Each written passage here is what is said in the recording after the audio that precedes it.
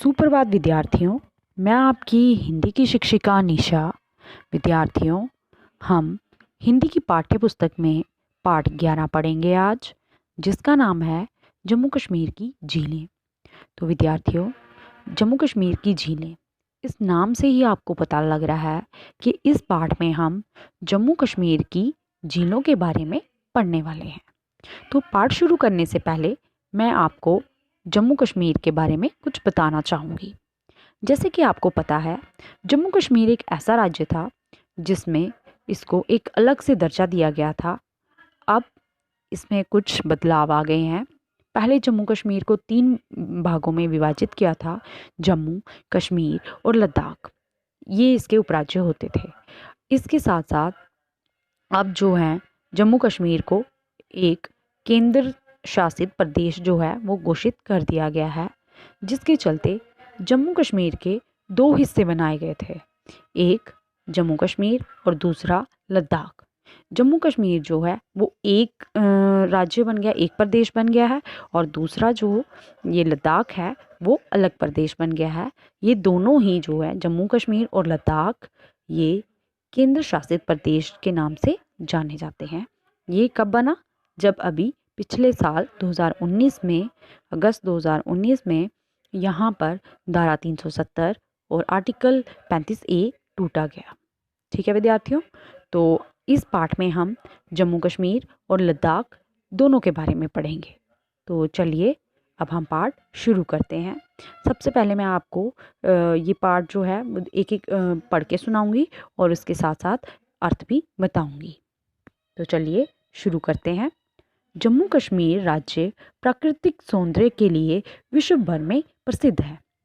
जैसे कि पहली लाइन में ही आपको पता चल रहा है कि जम्मू कश्मीर का जो प्राकृतिक सौंदर्य है, इसकी प्रकृति का सौंदर्य है जो इसमें इतना सुंदर चित्रण किया गया है। यहाँ पर आप देखेंगे, इस पाठ में भी इसके बारे में आप पढ़ेंगे, पर लेकिन जो जम्मू कश्मीर की सुंदरता है वह पूरे विश्व भर में, पूरे जग में क्या है, प्रसिद्ध है। क्यों? क्योंकि जम्मू कश्मीर एक बहुत ही खूबसूरत प्रदेश है। आपने विद्यार्थियों ये भी सुना होगा कि कई लोग कहते हैं जो कश्मीर है, कश्मीर को वो क्या कहते हैं, धरती का स्वर्ग के नाम से भी जानते हैं। आगे है, यहाँ कहीं घने घने वन हैं तो कहीं कलकल करती नदियाँ, कहीं धरती के प्रस्फुटित होते हुए सुंदर सोते चश्मे हैं तो कहीं मीठे पानी की सुंदर झीलें। आगे यहाँ पर लेखक कहते हैं कि यहाँ पर क्या है, कहीं घने घने वन हैं। आप देखेंगे कि जम्मू कश्मीर में अगर आप पहाड़ी इलाकों में चले जाएं तो वहाँ पर आपको जो जंगल हैं, वन जो दिखेंगे वो बहुत ही घने दिखेंगे। वहाँ पर बहुत ही ज़्यादा पौधे जो हैं वो लगे हुए हैं और अंधेरा जो है वो आपको उन जंगलों में महसूस होगा, इतने घने वो जंगल हैं। और कहीं पर क्या है, कलकल करती नदियाँ। एक तरफ अगर घने जंगल हैं यहाँ पर तो दूसरी तरफ नदियाँ भी बहुत सारी बहती हैं। कहीं धरती से प्रस्फुटित होते सुंदर सोते चश्मे हैं, कहीं पर प्रस्फुटित हो गया कि धरती से निकलते हुए। अब कुछ आप देखेंगे चश्मे, जिसको हम बोलियाँ भी कहते हैं, कि बोली में जैसे हम पानी लेने जाते हैं, ये क्या है, ये मतलब धरती के पानी जो है वो खुद ब खुद धरती से बाहर आता है और ये एक पानी का सुंदर स्रोत है जहाँ से लोगों को पानी मिलता है। और कहीं पर क्या है, मीठे पानी की सुंदर झीलें हैं, और यहाँ पर क्या है, झीलें भी हैं और वो उनका पानी क्या है, बहुत ही स्वाद में मीठा है, और वो झीलें बिल्कुल ही सुंदर और अच्छी झीलें हैं, जिनको हम कहते हैं कि ये मीठे पानी की सुंदर झीलें हैं। आगे है, भूगोल शास्त्रों का मत है कि जम्मू कश्मीर घाटी पहले एक विशाल झील थी। एक बार भयानक भूचाल आया जिसमें बारामूला के पास पहाड़ का एक भाग टूटकर ढह गया तथा झील का पानी बह निकला। अब अगर भूगोल के शास्त्रियों के मत में हम जाएं, अगर उनकी बात हम पढ़ें, अगर उनका माना जाए, उनके कहा माना जाए, तो कहा जाता है कि जो कश्मीर घाटी थी, कश्मीर का जो इलाका था वो पहले क्या था, एक विशाल झील थी। विशाल होता है बहुत बड़ा, ठीक है। तो कहा जाता है कि जो कश्मीर वाली जगह है, जो कश्मीर राज्य है, कश्मीर का जो प्रदेश है, कश्मीर का जो जगह है, वहाँ पर क्या होती थी, जितना भी एरिया जो कहोगे आप, जितना भी इलाका कश्मीर के अंदर आता है, वो क्या थी, एक बहुत ही बड़ी झील थी। और एक बार कहा जाता है कि बहुत ही भयानक भूचाल आया था। भूचाल तो आप सबको पता है क्या होता है, ज़लज़ला। तो भूचाल आया था और जिसमें क्या हो गया था कि बारामूला के पास एक पहाड़ था, उसका क्या हो गया, एक भाग टूटकर, एक हिस्सा टूटकर ढह गया था, मतलब चला गया था, आगे चला गया था, आगे चला गया था।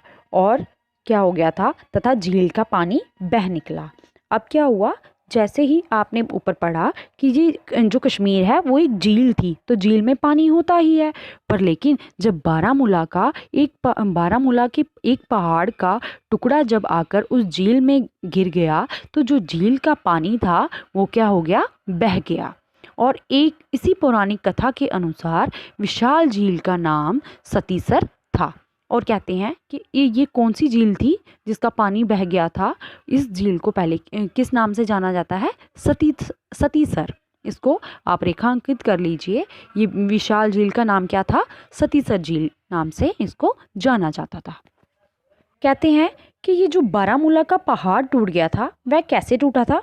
एक ऋषि थे जिनका नाम क्या था, कश्यप ऋषि। उन्होंने विष्णु भगवान से प्रार्थना की थी कि, और उसी प्रार्थना का फलस्वरूप, उसी प्रार्थना का ये नतीजा था कि बारामूला के पास एक पहाड़ जो है वो टूट गया और इस प्रकार इस झील का पानी जो था वह बह गया। फिर ऋषि कश्यप ने क्या कहा कि इस घाटी को क्या किया था, बसाया था। अब कहा जाता है कि कश्मीर घाटी को किसने बसाया था, वहाँ पर ऋषि कश्यप ने बसाया। वो ये घाटी जो है, कश्मीर घाटी किसने बसाई है, ऋषि कश्यप जी ने बसाई है, कहा जाता है। ये एक पौराणिक कथा है, उसके मुताबिक जो है ये बातें कही गई हैं। आगे है, उन्हीं के नाम पर ही इस घाटी का नाम कश्मीर रखा गया। अब देखो, जैसे कश्मीर का नाम कश्मीर कैसे पड़ा, तो कैसे पड़ा, ऋषि कश्यप जो है उन्होंने विष्णु भगवान से क्या की थी, प्रार्थना की थी, और जिसके स्वरूप क्या हुआ, फलस्वरूप क्या हुआ, बारामूला का एक पहाड़ जो था वो टूटकर झील में गिर गया और झील का पानी जो था वो सारा बह गया। और ये घाटी जो है वो किन्होंने बसाई थी, ऋषि कश्यप जी ने बसाई थी। और इन्हीं के नाम पर जो कश्मीर का नाम था वो पड़ा। कश्मीर में बहुत सी झीलें हैं। अब कश्मीर में कहा जाता है कि बहुत सारी झीलें हैं। आपने भी कश्मीर की झीलों के बारे में सुना होगा। कश्मीर में जैसे ढल झील है, वुलर है, और भी बड़ी सारी झीलें जो हैं वो आपको कश्मीर में मिलेंगी। तो इनमें वुलर झील सबसे बड़ी झील है कि कश्मीर में जितनी भी झीलें हैं तो वुलर झील जो है वो सबसे बड़ी झील है। और ये झील जो है ये ऐसी झील है जिसमें क्या है, भारतवर्ष में ताज़ा और मीठे पानी का सबसे बड़ी और गहरी झील है। इन पंक्तियों को विद्यार्थियों रेखांकित कीजिए कि कश्मीर में बहुत सी झीलें हैं और जिसमें क्या है, वुलर झील जो है वो सबसे बड़ी झील है और ये सबसे बड़ी स्रोत है किसका, ताज़ा और मीठे पानी की झील है। और ये क्या है, सबसे बड़ी और गहरी झील है। और इस झील की लंबाई कितनी है, 16 किलोमीटर लंबी है और 10 किलोमीटर चौड़ी है। ठीक है, ये झील श्रीनगर से 75 किलोमीटर की दूरी पर बांदीपुर और सोपोर के मध्य में स्थित है। अब बांदीपुर से लेके ये सोपोर के बीच के 16 किलोमीटर के दायरे में ये झील आपको मिलेगी। अब आगे वुलर झील में वित्सता कौन सी है, झेलम नदी। ये दक्षिण पूर्व से प्रवेश करती है और पश्चिम से निकल जाती है। ये जो नदी है वित्सता झेलम नदी भी वुलर झील से निकलती है और इसमें बड़ी मात्रा में विभिन्न प्रकार की मछलियां पाई जाती हैं जो कि हजारों मछुओं की आजीविका का साधन है। अब इसी झील में ये जो वुलर झील है इसमें बहुत अलग अलग प्रकार की मछलियां जो है वो पाई जाती हैं और जिससे हजारों के हिसाब से जो लोग हैं उनकी आजीविका चलती है, उनका गुजारा होता है। इससे भी झीलों के किनारे किनारे सिंघाड़े और नंदड़ू जो आपने नाम सुना होगा, कमलडंडी और सिंघाड़े जो है ये भी खाने की चीज़ है। आपने व्रत में भी आप देखोगे सिंघाड़े का आटा इस्तेमाल किया जाता है। तो ये जो है ये झील के किनारे इनकी खेती की जाती है। इससे भी हज़ारों लोगों की रोजी रोटी उपलब्ध होती है। और इससे भी क्या होता है, हज़ारों लोग जो हैं वो खाना खाते हैं। किस तरह से? अपनी कमाई करके। ये उनके लिए एक रोज़गार का साधन है। वुलर झील को देखने तथा इनमें नौका विहार के लिए हर वर्ष हज़ारों पर्यटक आते हैं। अब वुलर झील को देखने के लिए और उसमें बैठकर शिकारों में बैठकर उसका आनंद लेने के लिए, नौका विहार की नाव में बैठकर झील में घूमने का जो आनंद है वो लेने के लिए हज़ारों की तादाद में जो पर्यटक हैं वो कश्मीर में आते हैं।